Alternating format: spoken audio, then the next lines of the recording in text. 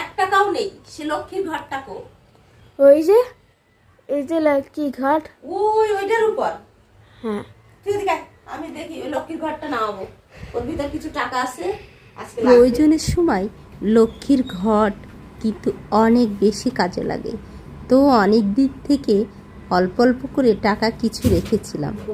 আজকে ভাবলাম বাচ্চাদের স্কুলে একটু টিফিন দেওয়া লাগবে, তো বেশ কয়েকশো টাকা বের করব। কারণ বাচ্চাদের আমার হাতে যখন খুচরা থাকে না, তখন আবার ওখান থেকে আমি বের করে করে নেই। তো কী কারণে যেন ওখানে রেখেছি, কারণ এই বাচ্চারা হাত দেয়, এই কারণে আমি অত উপরে রেখেছি। তো বন্ধুরা, এই দেখো একটা ভাঙাচোরা ক্যাবিনেট আছে আমার। তো এই ক্যাবিনেটের উপর উঠছি, ক্যাবিনেটটা তো নড়চড় করছে, শুধু নড়বড়ে, যেহেতু নিচে একটু উঁচু নিচু আছে তাই নড়চড় করছে। যাই হোক, আমি কিন্তু আস্তে আস্তে ওটা আবার আলমারি থেকে নিয়ে আসলাম। আমার একটা স্টিলের আলমারি আছে, তার উপর রেখেছি। আর যেহেতু এই বাসাটা একটু ছোট, তাই গ্যাদারিং করে জিনিসপাতি রাখি।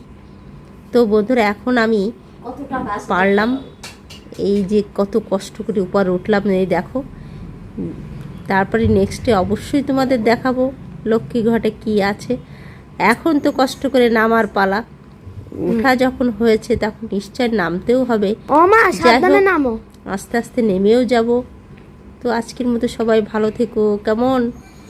এই লক্ষ্মীর ঘটে সবাই অল্প অল্প করে টাকা রাখবে, প্রয়োজনের সময় কিন্তু সত্যি টাকা অনেক বেশি কাজে লাগে।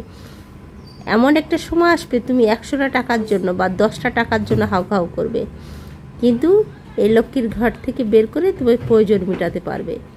যাই হোক, আমি তাই আজকে এই প্রয়োজন মিটিয়ে ফেললাম। তো আজকের মতো ভালো থেকো।